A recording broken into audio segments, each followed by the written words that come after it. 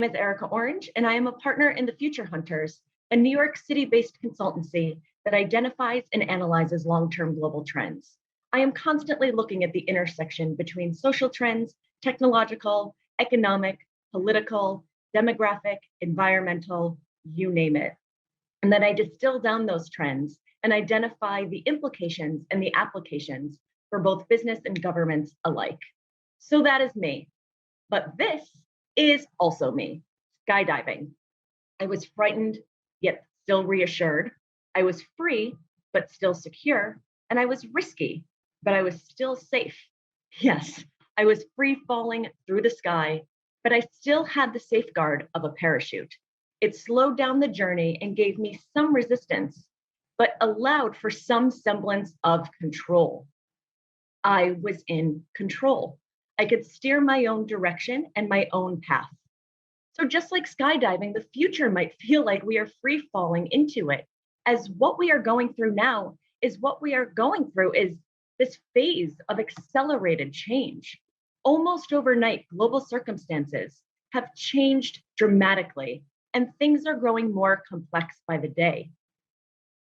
The expectations, the risks, the challenges, all of these things have greatly escalated, and things are happening faster and faster than ever before, whether related to a global pandemic, increasing economic disparities, the rapid rise in population growth, particularly in developing nations, or the rapidly growing and often unchecked powers unleashed by modern technology. These and dozens of other examples, when taken in sum, signify tremendous challenges for humanity. We know what we are up against. These are what we call the headwinds. These are all of those external difficulties that any public or private entity faces today. But when we flip our perspective and we start seeing things differently, we also see that there are tremendous opportunities on the horizon. And we have the ability to create our own path into the future. We have the ability to navigate the direction of it. And we have the ability to identify what we call the tailwinds, those tailwinds that can push us forward and not keep us lagging behind, but propel us into a new future.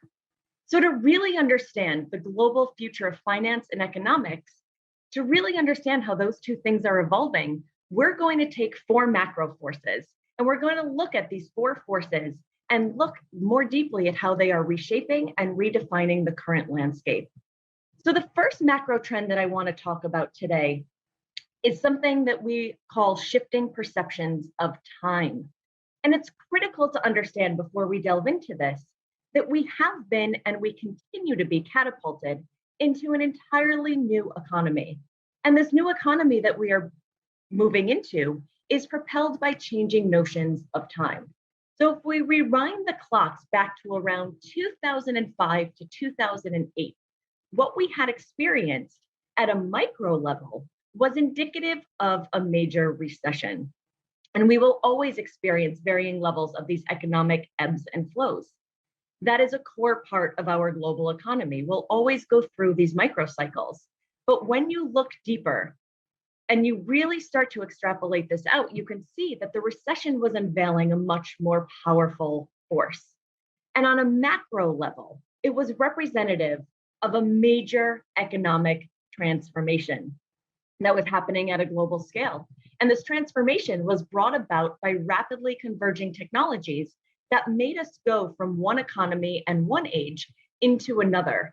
What we saw then and what we continue to see today was that anything that can be digitized can be outsourced for less or put onto a software program.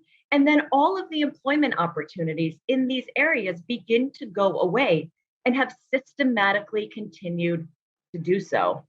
And that is a critical point to understand because humans in this future are going to be employed very differently as sophisticated technology comes in and disintermediates large parts of what it is that they once did.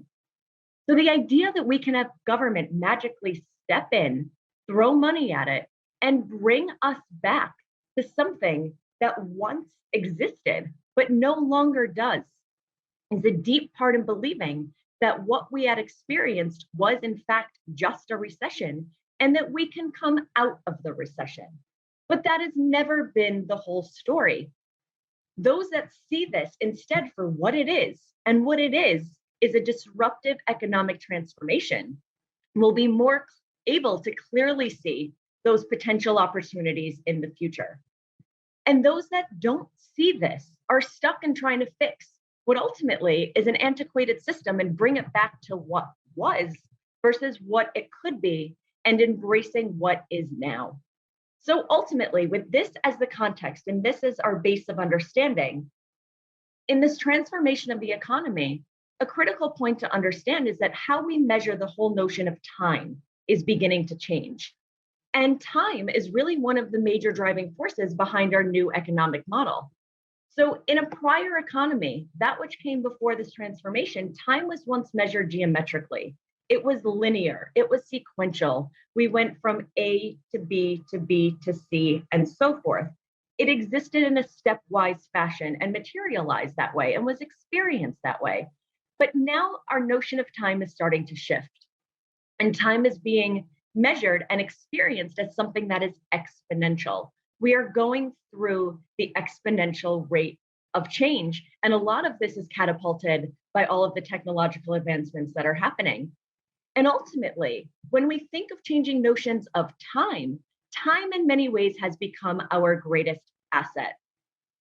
So if I were to ask all of you in basic economic terms, what in your lives is in the highest of demand and shortest of supply? And that is one of the ways in which we define a luxury today, something that is in high demand and short supply. What would you say? And I bet that many of you would say time. Time is now your greatest luxury because it is something that is in high demand, but short supply. And as such, time is not only a luxury, but it is becoming the new currency. And at a time when complexity is becoming ever more rampant, more of our financial instruments are going to be built on truly leveraging the value proposition of time. So in our shop, in order to really understand where the future is going, we oftentimes assign new vocabulary to new concepts. So one of our terms to encapsulate all of these disruptive changes around time is something that we call templosion, the temporal implosion of time. And boiled down, what this really refers to is the fact that the biggest of things, the biggest of events are happening in shorter and shorter periods of time. It's as if time is being experienced on steroids. It's the idea that everything from corporate lifespans to strategic and financial planning cycles, to even the way in which we communicate, all of these things are becoming more truncated. So what once might have taken years of heavy research and development or strategizing, planning, managing, etc., all of these things are now being done in months. And what once took months is now in many cases taking weeks. We are seeing the rapid compression of time. Templosion is also changing the boundaries around what it is that we would consider traditional work. Today, there is no longer any one industry. How do you even begin to define an industry when all of it becomes overlapping? How do we categorize Amazon, for instance? Is it in retail? Is it in data analytics? Is it in education or entertainment? Or even the automobile business? How would you define that today? Is it in manufacturing? Is it in high tech, personal service, information? So when we are faced with this new world and this new reality, one of the things that becomes an imperative is that every single industry has to become defined in new ways, as will every business within every industry. So since time is accelerating, we see countless examples of companies pivoting existing business models in near real time. And Microsoft is one example of this. Microsoft, once a big advocate of the walled garden approach to software, recently declared support for the open data movement. And we see many examples when it comes to fintech. Fintech companies have rapidly initiated opportunities, especially during COVID, and this was catapulted by the pandemic. They have rapidly initiated opportunities for essential businesses to go online in 5 minutes, immediately rent office furniture for working at home, provide new forms of insurance coverage, and settle same-day payments. So fintech is a prime example of the forces of templosion at play. The pace of innovation is rapidly changing as many fintech companies have built fast, nimble systems for moving money. And in fact, many fintech executives believe that the pandemic is actually speeding up the digitization of trading systems that were already underway as trading firms adopt more virtual tools that help them cope with the triple threat of high volume, extreme volatility, and COVID work restrictions. So in this world of templosion, the thing that we have to understand is that it comes down to differentiation. For anyone to compete in this environment today, differentiation is key. And it's key not just for competition, but survival. So any entity that thinks linearly will struggle for relevance.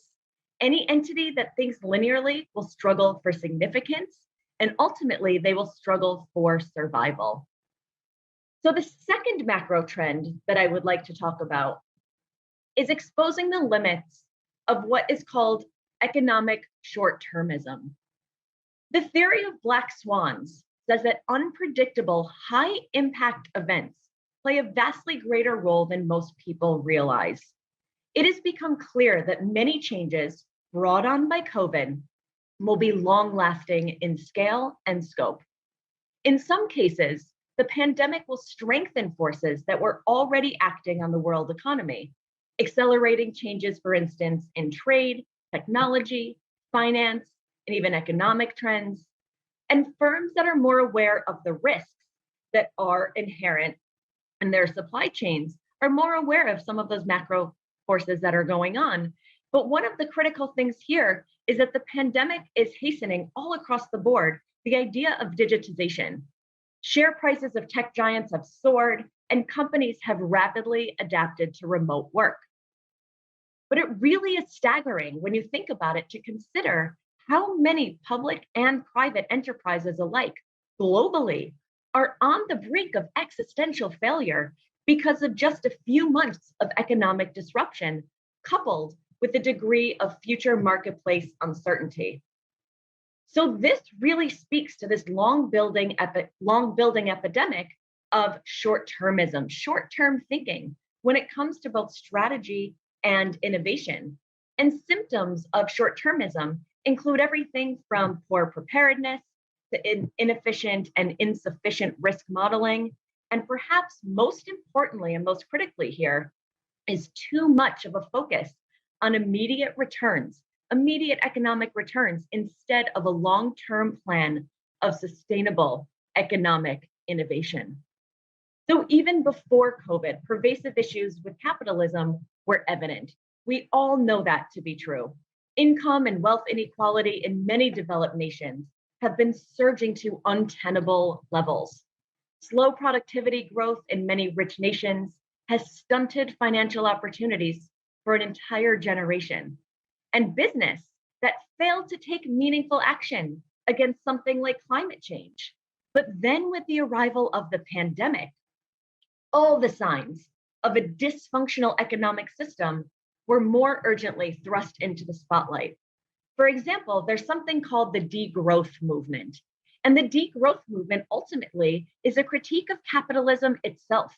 And this is a new model that is emerging. And what this ultimately means is that slow or slower growth might actually become the new normal for much of the world. Some forward-thinking economists have suggested that growth should be directed by market incentives and by regulation, ultimately to ensure that we create and deploy technologies that society needs, the ones that they need, rather than the ones that accrue huge profits to only a few. So at its core, short-termism can be and has been highly maladaptive. In this world that we are moving into, I just talked about the notion of templosion and the fact that the world is accelerating and we are living in an increasingly complex world. So short-term thinking doesn't work for us anymore. And while this pandemic has been a global catastrophe, there have been some major lessons learned that can be applied systematically moving forward. One of the biggest lessons will be the shift, and hopefully the long-term shift, from short-termism to more sustainable, truly long-term thinking. And we can see evidence of this playing out in real time, manifesting in forward-thinking innovations ranging in areas from the economy to the environment, from work to governance, and everything in between.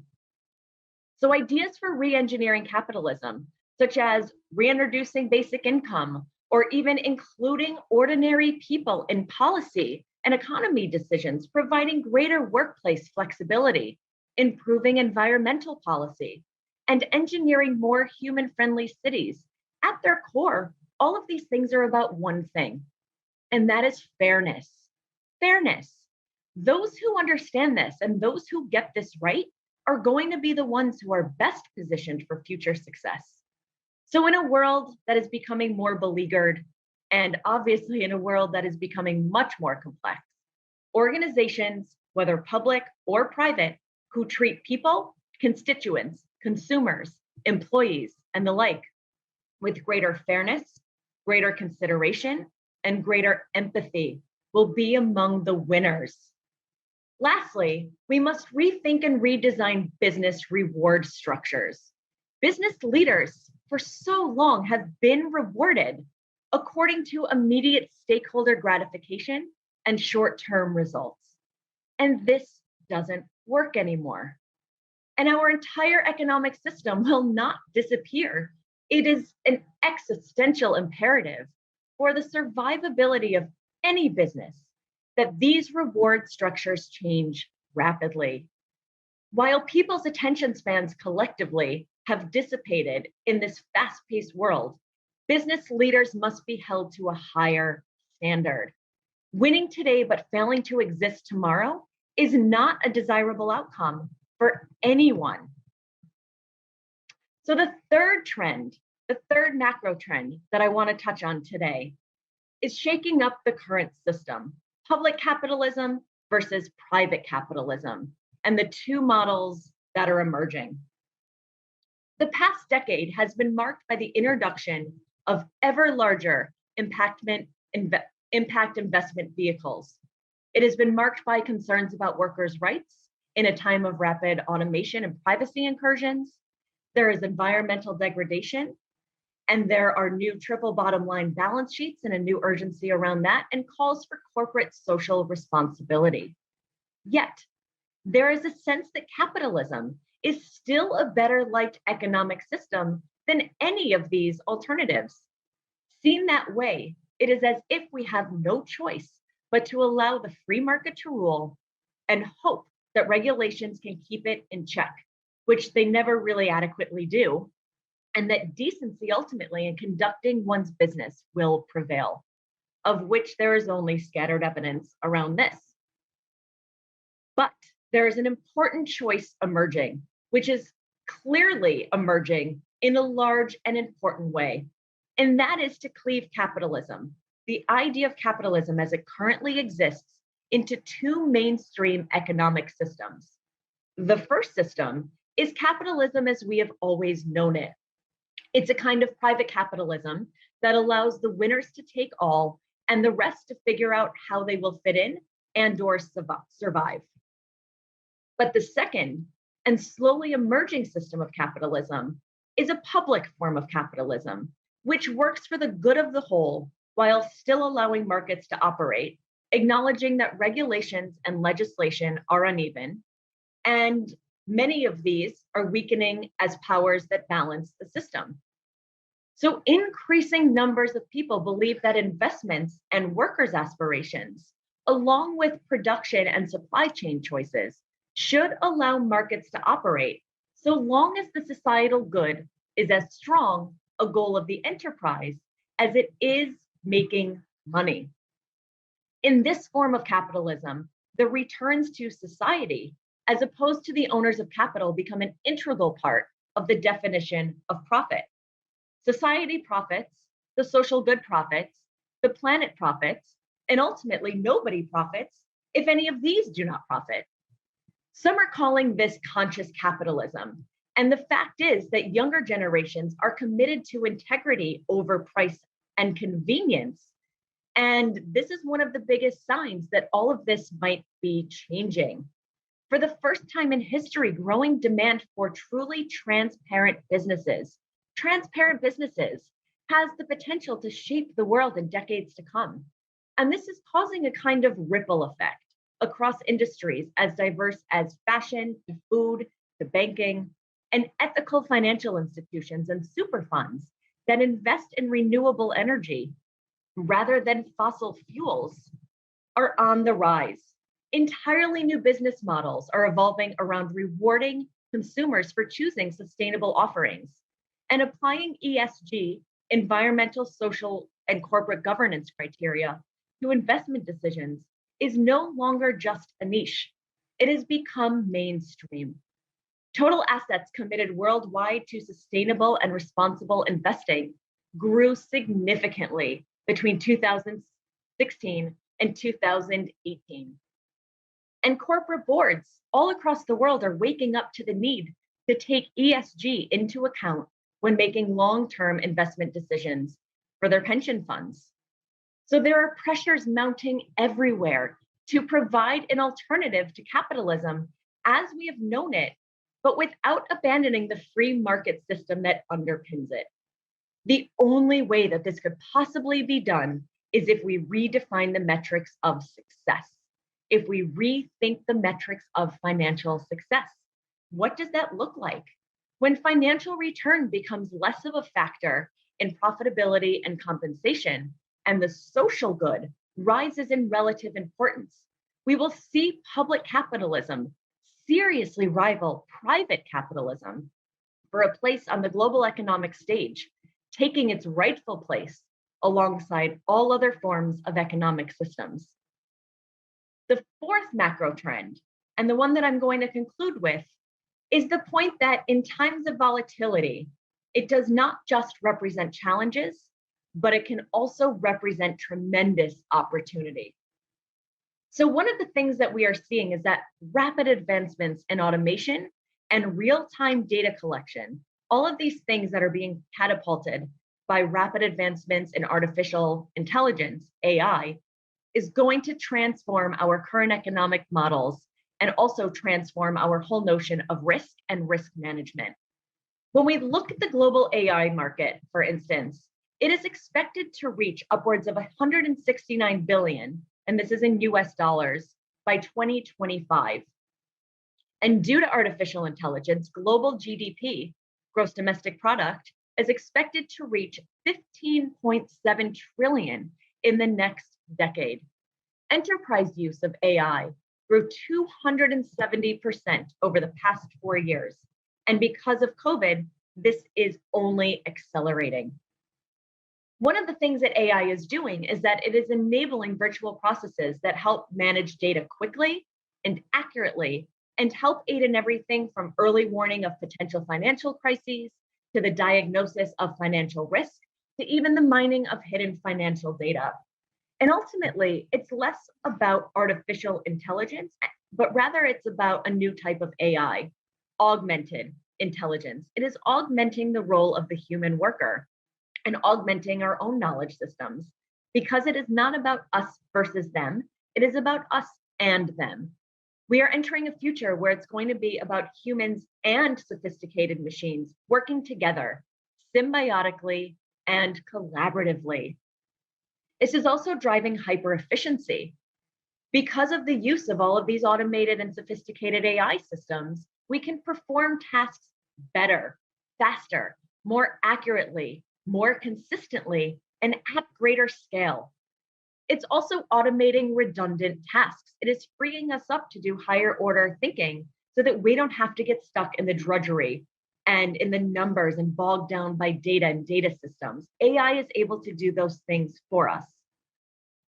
And it's also more reliable. Chatbot AIs are free from many of the human-based errors and can make, again, our lives more simple and free up our thinking. It can also create new ways to better meet the needs of customers.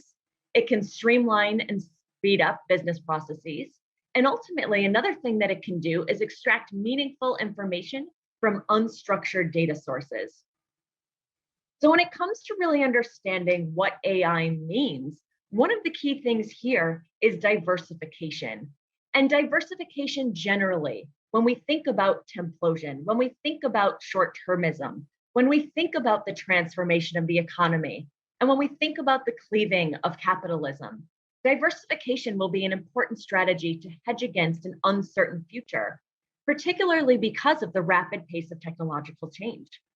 Another thing that is emerging in this environment is that when I talk about the luxuries today, I mentioned time and that time is a new luxury. But quickly rising up alongside time is another new luxury, and that is trust. And trust is emerging as a new luxury. And this one is really critical to understand because it is trust of our institutions, trust in our service providers, trust in our brands, trust in our employees, trust in our employers, and the list goes on and on. Because people will ultimately pay a premium for things and relationships that they can trust. And this will include trust in the financial sector, trust in the financial sector to protect one's assets and honor commitments decades out. So when we look at this future, the future is equal parts the speed of complexity and something called complexopacity.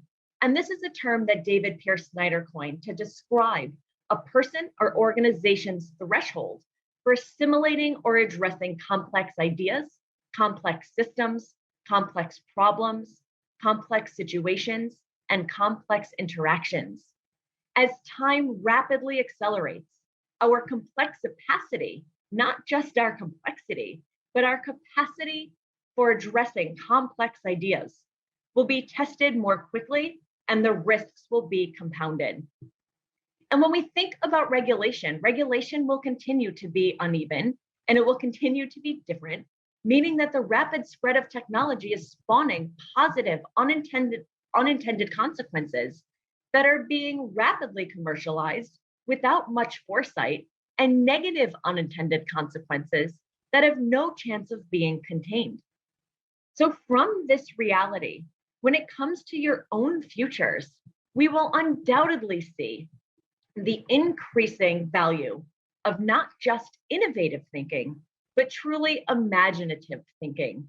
As new technologies apply competitive pressures to older systems, and as more people become displaced by automated technologies and automated workers and automated thinkers, the value of human imagination increases exponentially. What we think we know is increasingly being put into question, particularly as technologies not only continue to leapfrog each other at a breathtaking pace, but at a time when technological discovery and technological development in many ways is outpacing even our basic understanding of it. So in some ways, we have to go back to square one. And that doesn't mean looking to the past. It means that any enterprising businesses or even any existing economic models, we have a completely new canvas on which to experiment. We are continually confronted by a new reality, a new challenge, a new solution, and a new future. And we will all face the pressing need to question all we do, how we do it, how we survive, how we compete, and ultimately how we thrive individually and organizationally in this rapidly changing environment. And we have a choice of what we imagine. We have a choice not to imagine by just thinking linearly and investing in yesterday, investing in outdated school structures, educational structures, jobs, healthcare, outmoded forms of energy, unsustainable supply chains. In this new world, human imagination may become an even rarer commodity in the economic value chain. And with that, thank you for your time today. And I appreciate the opportunity to be here and speak with all of you. Thank you.